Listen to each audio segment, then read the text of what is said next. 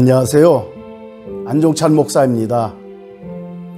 이곳저곳에서 들려오는 소식은 끊임없는 사건 사고와 질병으로 인해 사람들은 불안해하며 우울한 하루하루를 보내고 있습니다.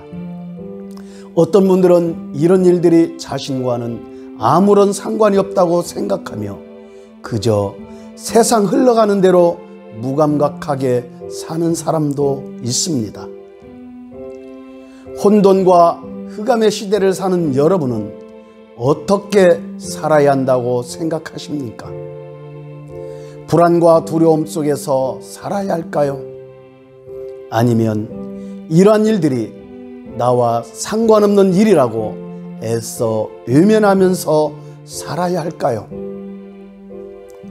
바다의 제왕 고래도 죽으면 물살에 이리저리 흔들리며 떠내려갑니다.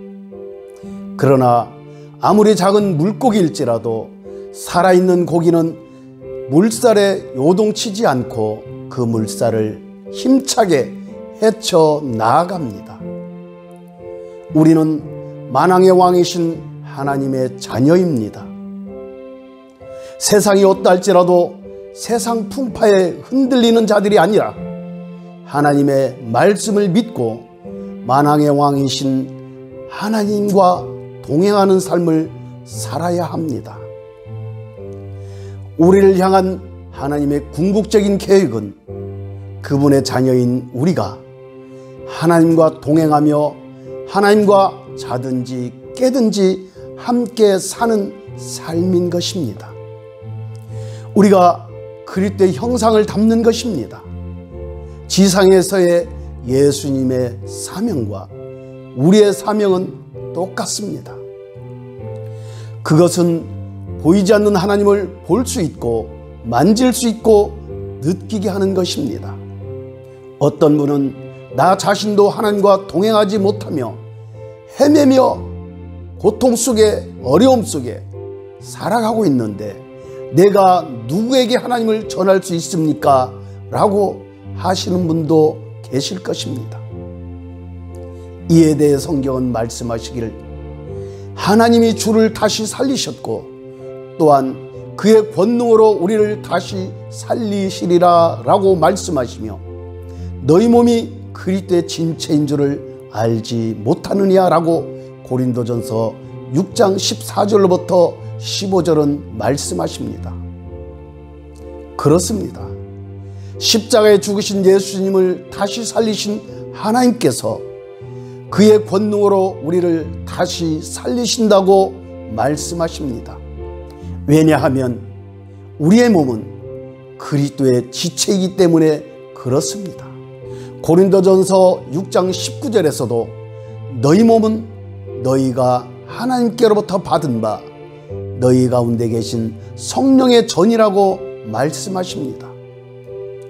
성경은 우리 몸은 우리의 것이 아닌 그리스도의 지체이며 성령의 전이라고 말씀하십니다.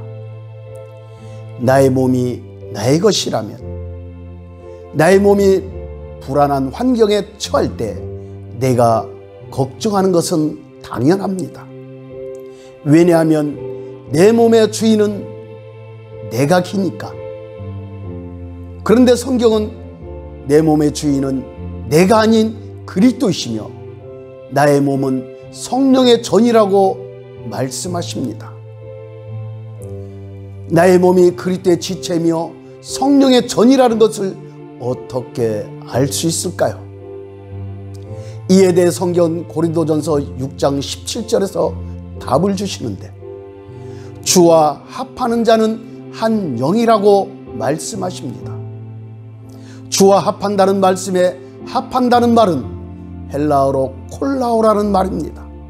콜라오라는 뜻은 접착하다, 단결하다, 붙이다라는 뜻입니다. 즉 따로 떨어져 있는 두 개를 악교로 단단하게 접착하여 하나로 만든다는 것이죠.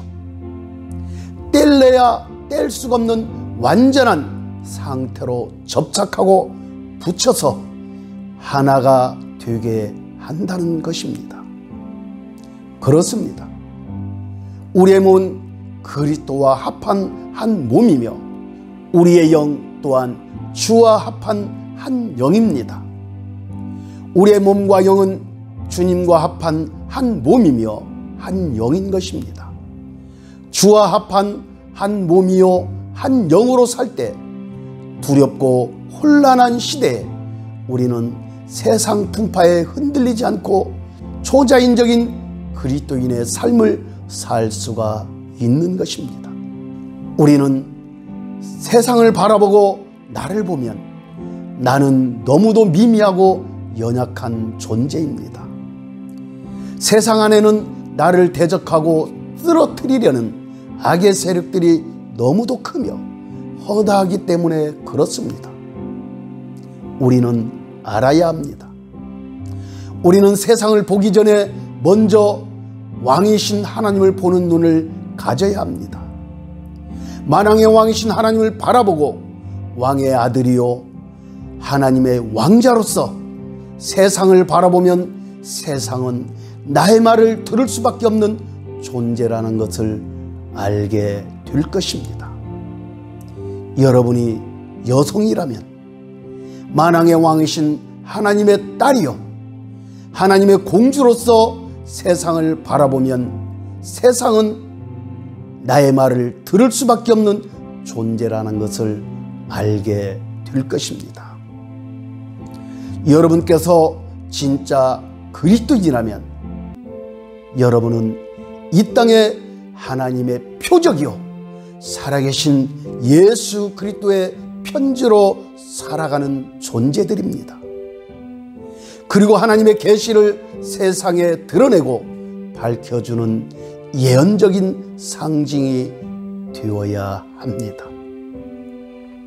우리의 삶의 터전인 가정과 일터 또는 사업체와 쇼핑몰 혹은 병원과 우리가 머무는 곳이나 가는 모든 영역 안에 초자연적인 나타냄이 되어야 합니다. 우리가 진정한 하나님의 자녀요 그리스도인이라면 성령의 사람이라면 우리는 반드시 하늘의 표적들과 기사들을 가지고 다녀야 합니다. 그 이유는 누가복음 17장 21절에 예수님의 말씀과 같이 우리 안에 하나님의 나라가 실제하기 때문에 그렇습니다. 우리가 진정한 그리스도인이라면 우리의 주소지는 두 군데 기록이 되어 있습니다. 하나는 여러분이 거주하는 땅에 주소가 있으며 또 하나는 영원한 주소지 하늘에 여러분의 주소가 있습니다. 하나님께서 흙으로 사람을 만드시고 코에 생기를 불어 넣으셨습니다. 이때 사람은 하나님의 신성과 속성을 지닌 영적이며 창조적인 DNA를 갖게 되었습니다. 하나님께서 사람에게 하나님의 영적이며 창조적인 DNA를 불어 넣으신 이유가 있습니다. 그 이유로 첫째는 하나님의 뜻이 하늘에서 이루어진 것 같이 땅에서도 사람을 통해 하나님의 뜻을 이루기 위한 것입니다. 둘째는 하나님과 사람과의 관계에서 뗄래야 뗄 수 없는 친밀한 관계를 갖기 위함인 것입니다. 하나님과 친밀한 관계 속에 하나님의 뜻을 이루는 사람이 진정한 하나님의 아들이요 그리스도인이며 성령으로 충만한 사람인 것입니다. 이러한 사람은 세상이 감당할 수 없는 초자연적인 역사를 짊어지고 다니며 하나님의 나라를 적재적소에 풀어놓는 사람입니다. 우리가 그리스도와 합한 한 영으로 살 때 영이신 하나님의 말씀이 실제가 되는 것입니다. 성경은 하나님께서 행하신 역사적인 기록과 교훈과 책망과 가르침으로만 머물게 하는 책이 아닙니다. 하나님의 말씀은 살아서 운동력이 있기에 우리의 삶의 양식이 되고 표적이 되며 초자연적인 능력이 되게 하는 생명의 말씀입니다. 하나님은 우리가 영이신 하나님 앞에서 성령을 따라 주와 합한 한 영으로 사는 것만을 인정하십니다. 우리는 육이 아닌 영으로 살아야 이 험난한 세상을 이기는 자로 살 수가 있습니다. 그리스도 예수 안에서 이 험난한 세상과 타협하지 않고 이기는 자만이 초자연적인 그리스도인의 삶을 살 수가 있는 것입니다. 하나님은 생명의 에너지와 권능이 무한하시며 영원하십니다.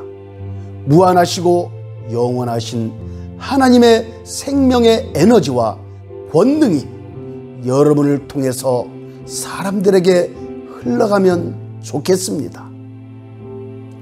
그리하여 여러분을 만나는 모든 사람들이 살아나고 하나님을 영화롭게 노래하며 감사하며 기뻐하는 일들이 날마다 많아지기를 주님의 이름으로 축복합니다.